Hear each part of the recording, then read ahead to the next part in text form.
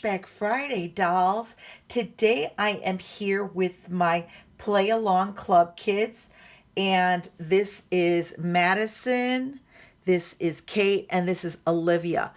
And there is a wild history to these dolls that I'm not going to really delve into because it's a lot of crazy. I mean, it's a lot of crazy. You can go read Mel Burnkrantz, story about them. He's the creator of them.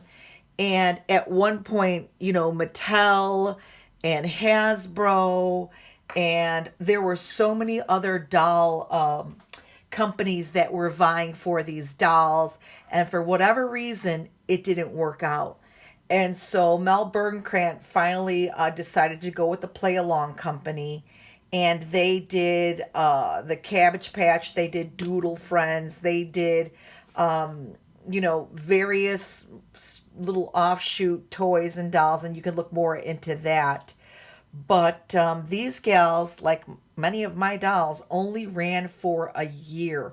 There was supposed to be 35 different little dolls in this collection that Mel wanted to do. But honestly, when it came back from Hasbro, because Hasbro had his original clay sculpts for these dolls, when they came back from Hasbro, Mel goes into a little bit of a rant on the Play Along site, and you could read that, or on Mel's, I should say, actual vlog. If you Google it, you can find a lot of crazy stuff about it. But he went on to say that Hasbro kind of did him dirty. They sent him back his prototypes all jacked up and messed up, and he didn't get back all his sculpts. And wow, there's a lot. So these little ladies only ran for a year. And honestly, I got mine at Toys R Us. They were in their boxes for a long time, but they're the kind of doll that you want to take out and touch and really kind of love on because they're so cool.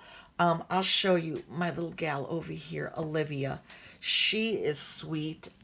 They kind of remind me of the Poor Pitiful Pearl face also. Somebody mentioned that. Just their little look about them. They also kind of remind me of the Big Comfy Couch kind of a face. But anyway, they are flocked. The faces are flocked. The hands are flocked. Let me show you how cool her little sandals are. Her feet are flocked. Her legs are cloth. And then look at this tummy, because her tummy in particular sticks out of her outfit. They did that on purpose. And her tummy is also flocked. It's like that all the way up to the, it's all the way up to the neck like that. So it's flocked all the way, the torso, and then the legs are a soft fabric that have armatures in them. The arms have armatures in them. The hands and wrists, they can move. The neck and head move. They only go side to side, the heads. They don't go up or down. But these dolls, I mean, they appeal to me right away when I saw them at Toys R Us, and I had to get them. I got, let me see, I thought I got both pets, but at this point, let me see if Olivia will stand there for me. I got, let's see, I don't want to lose my whole little backdrop there. I got one little dog. I thought I got the cat because they did a cat as well. And as I said, there were some variations of these toys. They did have, I think they did manage to get some outfits because that's how I got this dog with a little outfit. And, there is a lot, like I say, about these dolls in particular. And I just love them. I just think they're the sweetest ones. Let me see if I can get Kate out here without much destruction of the other girls here. But anyway, so here's Kate and her pretty face. I like them too because they have this wild yarn here. Like each one has got a different color yarn, but I love that. So it's there's a great appeal. Each one of them had one earring on each side of their ear, so it's not like, you're missing an earring. No, that was the cool little thing they decided to do. She's got this neat little romper on with these cute little shoes. She also is articulated and bendable and all that jazz.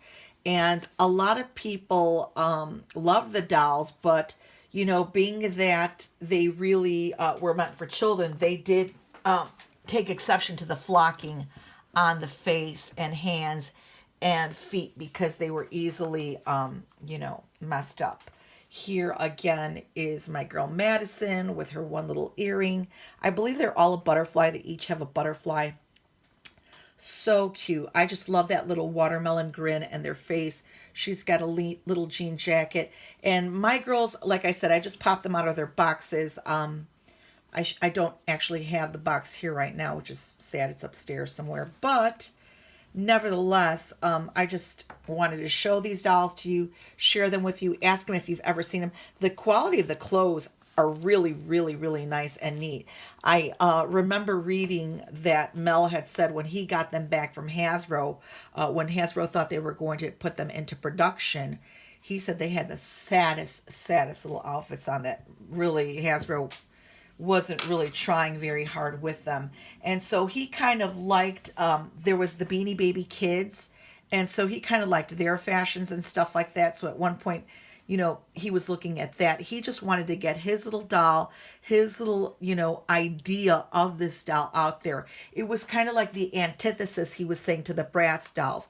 Because at the time, there were a lot of dolls that were flooding the markets that were very risque, or dolls that were geared for girls that were really, a little bit more sexy, a little bit more provocative. And he wanted an honest to goodness homegrown doll that would be suitable for little girls and really of the same quality, like, in terms of fashion and clothing and, just different things. And I kind of like that. And at that time, they really did appeal to me because of their little innocence, because of their little faces, and just, I don't know. I've always been drawn to these types of dolls myself. And yeah, there is kind of a vintage, like I say, Poor Pitiful Pearl look to them. I just like the Raggedy Ann style hair, or Cabbage Patch, if you will. They're just an all around adorable doll. So I encourage you to look for them. You can find them possibly out there in the wild, and sometimes, yeah, they do have little flaws on their flocking, but guess what? That only adds to the character, that only makes them just, I think, so cute and adorable. No one is perfect. I used to be a stickler for dolls that, were like perfect, perfect, perfect, until I realized that some of the character flaws that do come with some of the dolls are really just that. They add character and they make them unique and truly your own. But anyway, I'm going to, at the end of this, zoom in for hopefully a closer and better look of my girls. I want to wish you all a wonderful, fabulous, and blessed weekend. Get out there, get dolly hunting. Go visit all the other channels doing the Flashback Friday tags. Oh my goodness, there are so many of you joining in, sharing your fabulous, fabulous collection of dolls, antiques, neat vintage toys.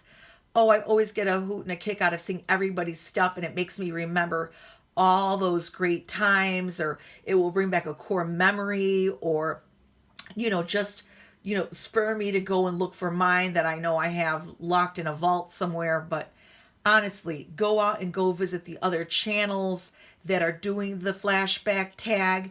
And I definitely encourage you to do it, because I know that you've got something neat in your dolly treasures that, we would love to see.